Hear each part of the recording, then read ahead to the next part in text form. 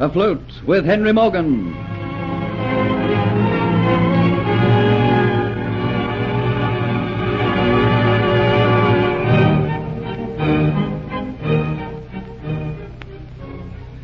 Believing that they have proof positive that the girl they know as Antoinette de Lacy is an impostor, Captain Morgan, Sir Thomas Motford, and Colonel Atterbury set out about searching for her.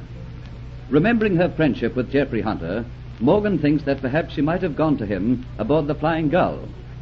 But Morgan doesn't yet know that Hunter is missing, that Kitty, with the aid of Delores and Dietz, has had him arrested as an escaped convict. Kitty, too, has met trouble. At dawn, she retires to her quarters, realizing that if Morgan knows what has really happened to Hunter, he will help. Perhaps she should go to him. But Dietz enters and throttles Kitty into insensibility. He then carries her cautiously out to an awaiting closed-in carriage. There he finds, to his amazement, Delores waiting inside. She tells him she is going to the hiding place he has for Kitty. You want to come with me to the place where I'm taking Kitty? Of course. You have boasted as to what a good hiding place it is. If it is such a good place where they will not look for Kitty, it is a good place where they will not look for me. How could such a disaster as this happen when we've been so successful? I do not know. I can only imagine that someone has come out from England. Someone who knows the real Antoinette de Lacy. It was indeed fortunate, Dietz, that I was able to discover what was wrong in time and so make my escape. I could have easily been caught, and then none of us would be returning to Cuba. So I think that we can believe our luck might still be holding. Tell me, how far away is this hiding place? I told you. It's a stone hut overlooking the place where the convicts work. It's about half an hour's drive. No one ever goes into that part of the jungle, only the convicts. You'll be safe there. But I must warn you, it's very primitive, just a stone hut. It will keep me safe until the ship comes from Cuba. You had better hurry, Dietz. Every minute we waste, the search for me grows more intense. And remember, you have to get back to the ship as quickly as you can. I know. How frequently will you make visits to the hut? We will have to rely upon you to bring us food. Don't worry. Your safety is precious to me. Don't forget that without you, I cannot return with Kitty to Cuba. I'll see that you are cared for to the best of my ability. Now, you remain inside the carriage with Kitty. If she shows signs of consciousness before we reach our destination, gag her with a scarf.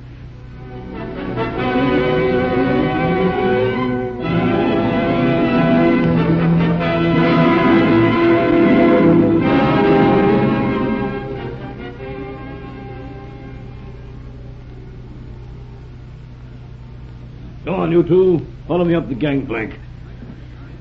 You'll soon find out from Hunter if there's been any sign of this woman. Watch. Who's on watch here? I am Captain Morgan. Oh, Patcheye. Go fetch me Hunter, and hurry, man. Well, Captain Morgan, he ain't here, sir. Not here? Well, where is he? I don't know, sir.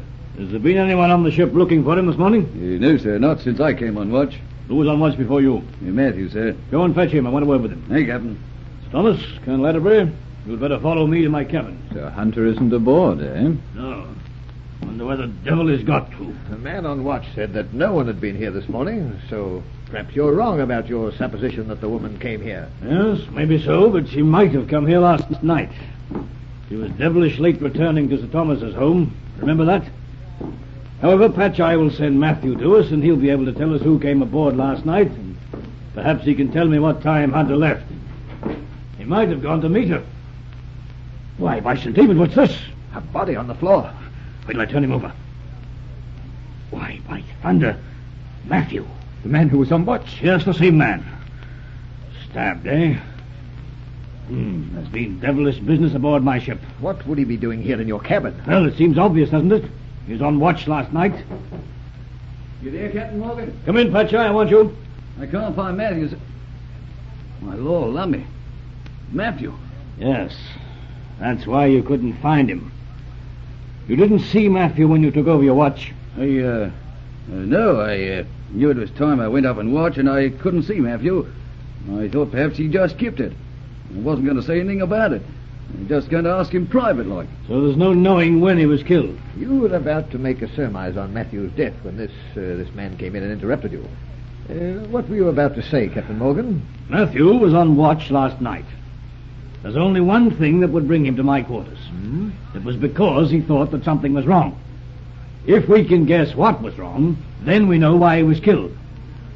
You have no idea, Sir Thomas, where this woman was going last night. None at all. I was surprised when she left the house. My guess is that she was going to see Hunter. Being attracted to Hunter would not make her come to this ship. She'd know that the risk that she was running by coming aboard the Flying Gull. There must have been a strong reason for her to come here. You're surmising that she did come. Yes. Now let's work out a theory on that assumption. Why should she so urgently want to see Geoffrey Hunter? She had no idea when she left the house that you, Colonel Atterbury, were in Jamaica. She had no idea that she was to be unmasked. So that it was not the reason that she came to see Hunter. By all the devils which guard the sea, I'm remembering her last visit to my ship when I caught her in my cabin and what she was after. The Aztec necklace? The Aztec necklace, yes. And there's only one man aboard my ship who knew besides me where I kept it. Hunter? Geoffrey Hunter. He surprised me one day at its hiding place. It didn't perturb me at all because I thought I could trust him. And when a man gets into the toils of an unscrupulous woman, she can work wonders with his honesty. Patcheye? Yes, sir. Did you see Geoffrey Hunter at all last night? As a matter of fact, I did, Captain Morgan. He came back aboard ship pretty early. In great state he was, sir.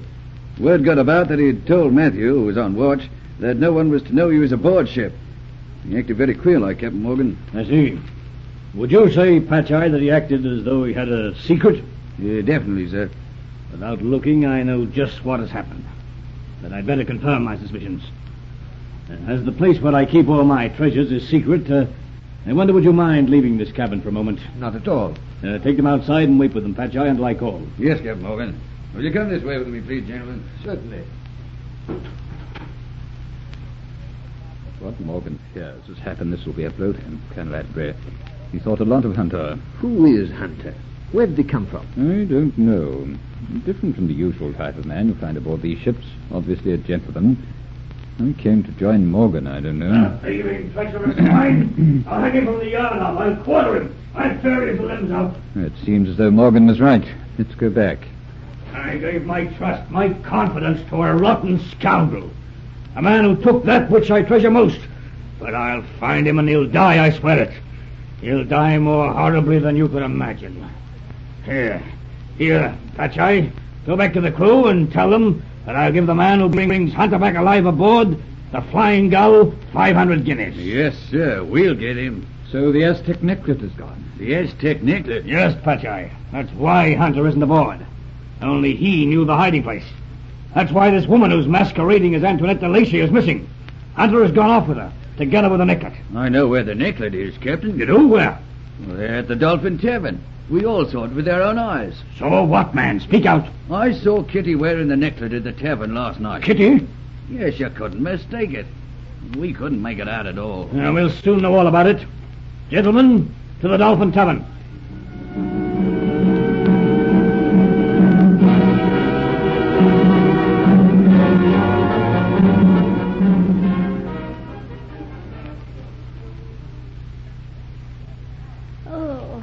Quiet it is now the act has gone.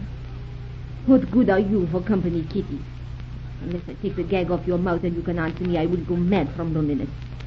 Now, it's no good you're crying out for help. No one will hear you. Wait a minute.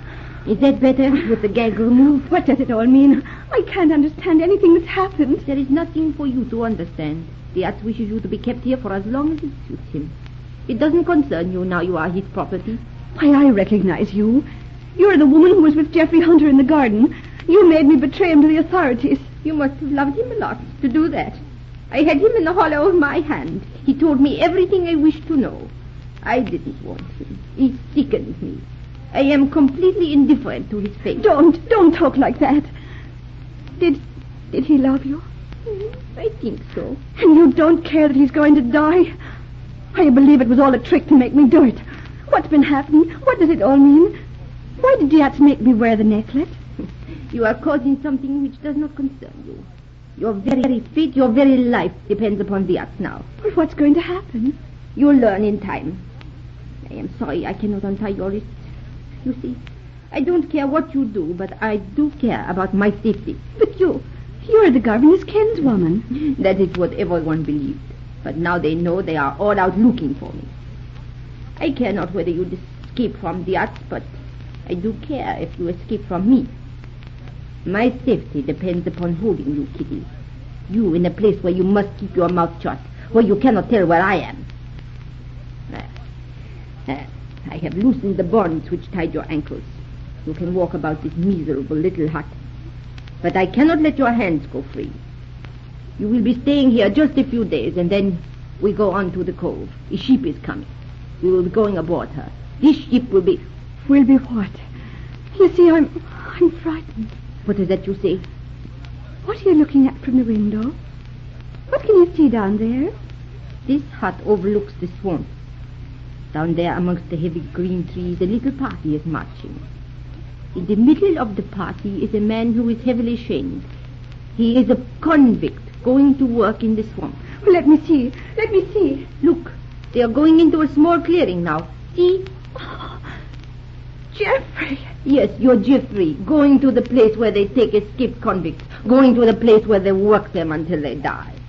Is it not ironical that he should be down there, and you, the woman who sent him to such a fate, is kept a prisoner overlooking the place where he will be working?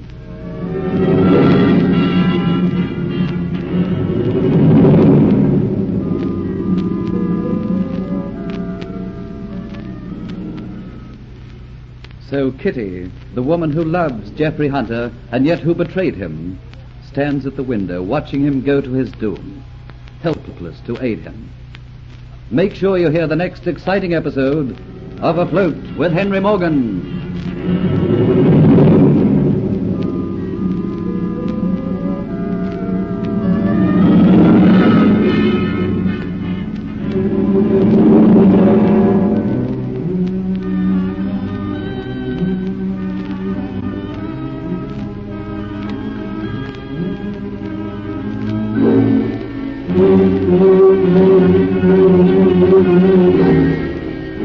Thank you.